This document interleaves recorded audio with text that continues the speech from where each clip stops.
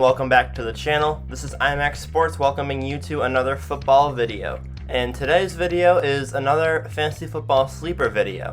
So the fantasy football season and the football season are fast approaching us, and I want you guys to be prepared and know exactly who to pick in which rounds. So these are players where their average draft position is considerably lower than their talent level, and you can get them for a steal guaranteed if you pick them a round or two higher. We have Chris Carson.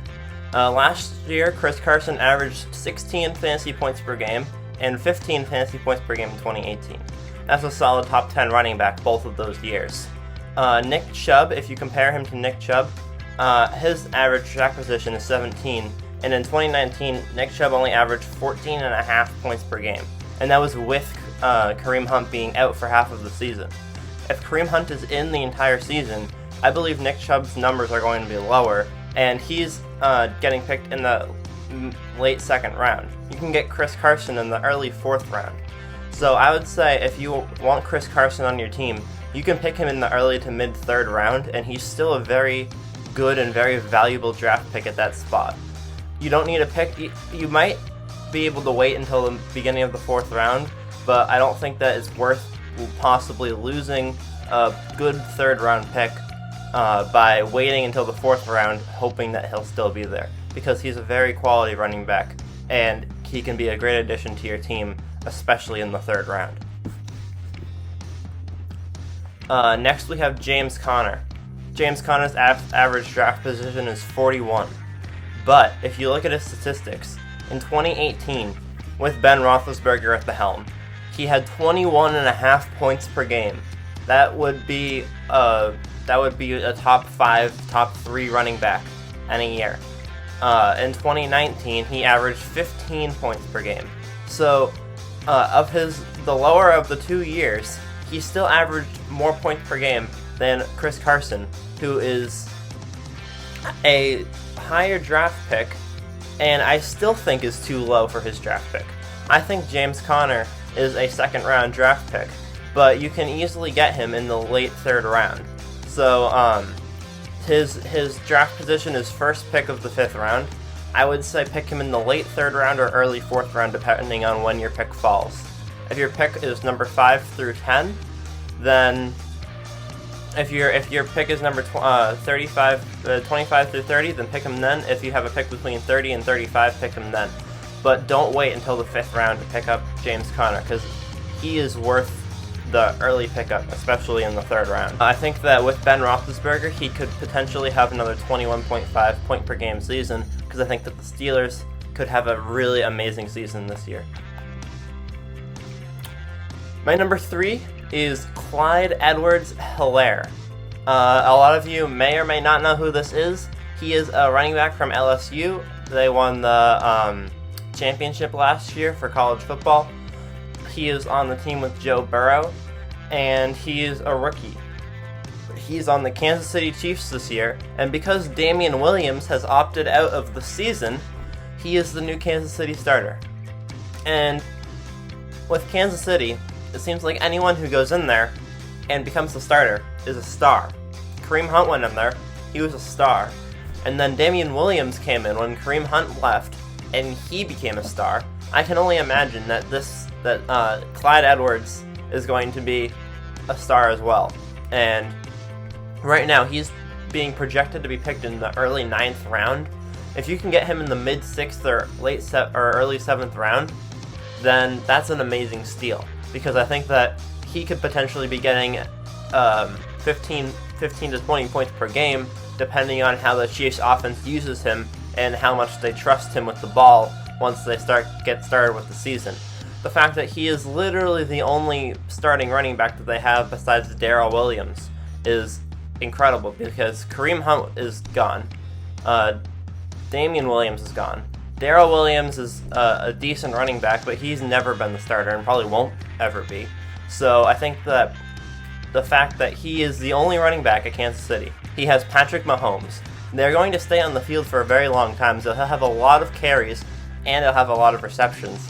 I think that he's an amazing pickup, and I think that it's amazing that he's ranked 82 because that would be a great steal for almost anyone playing fantasy football. Next, we have Kenyan Drake. His average draft position is 47. Now, a lot of people might say, well, he's not more of a steal than Clyde Edwards, but I disagree. In his career in Miami, Kenyan Drake averaged 8.7 points per game.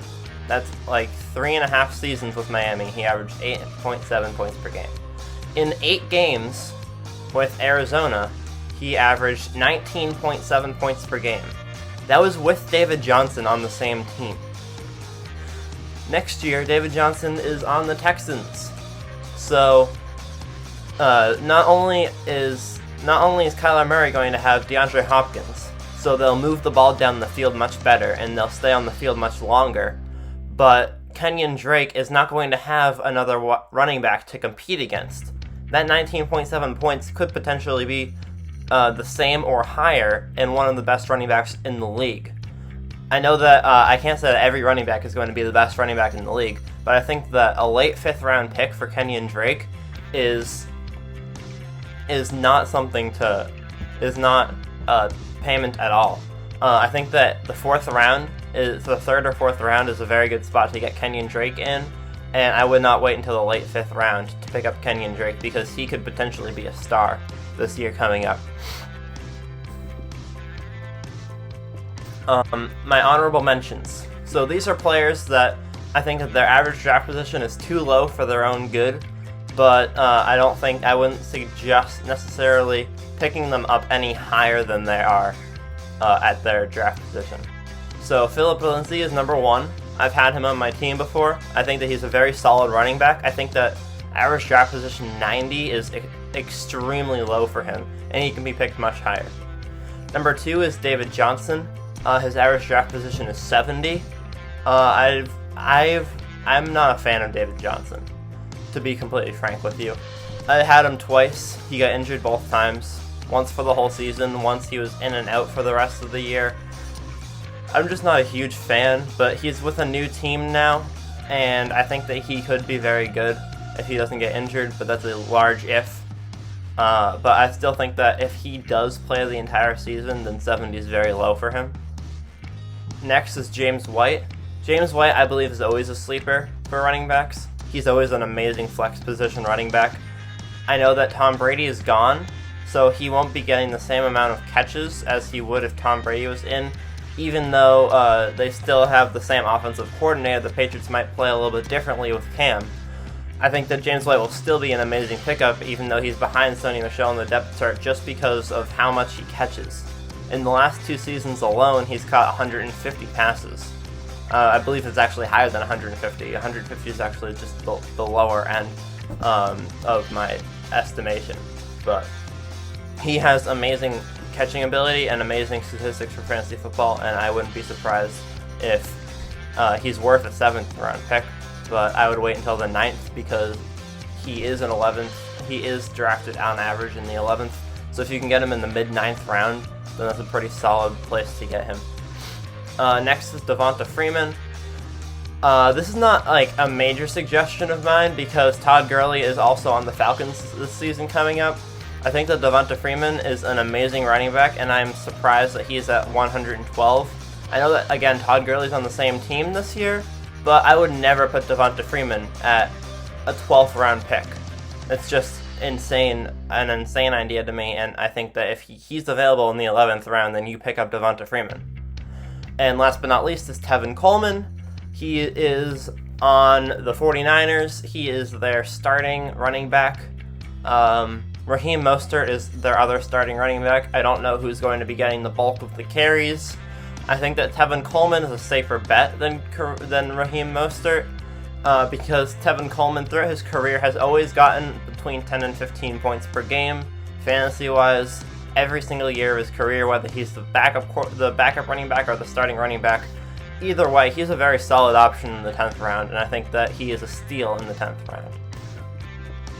Last but not least is Ronald Jones of the Tampa Bay Buccaneers. Ronald Jones' average draft position is similar to a couple of the guys on the last page at 105.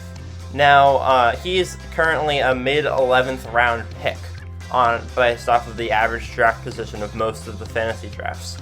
And I think that is abhorrently wrong. I think that he is a 7th or 8th round pick, and you should get him in the late 7th, early 8th round. In 2019, he averaged 10.6 points per game, which is nothing to scoff at, but it's not amazing. All I'm going to say to you is, over the last 2 seasons, like I mentioned, James White has averaged 6.5 yards per game, 5 receptions, and 0.6 touchdowns in the last 2 seasons, with Tom Brady at the helm. That is about 14.5, 15 points per game. And Ronald Jones now has Tom Brady as his starting quarterback.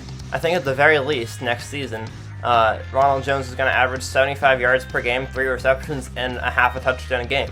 I think that he could very well do better than that. And I think that if you pass up on Ronald Jones anytime after the 9th round, then that's incredibly not a good idea. It's just not. I think that if he's a brilliant 8th or 9th round pick, because he's worth a 6th round pick. You can take him in the 7th, but it might be a little bit of a reach just because of when he's being picked. The 8th or the 9th round is perfect to pick Ronald Jones, because you're getting a 5th round talent for a 9th round pick, and Ronald Jones is someone I would watch out for, because in the 9th and 10th round, when all of the good players are gone, you're trying to look and see who you wanna take a chance on for your last flex position. And I think that Ronald Jones well more than deserves to take that last flex position on your team.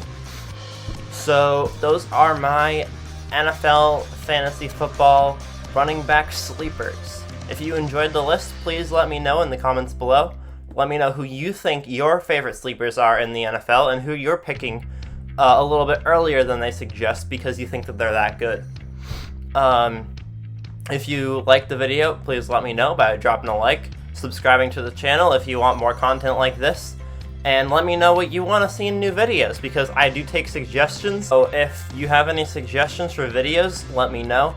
I made a video about what NFL teams I believe have the best chances of making it to the Super Bowl, so you can check that video down below. This is also a video that YouTube recommends to you, so make sure to like and subscribe if you enjoyed the video, and I will see you guys all tomorrow. Peace.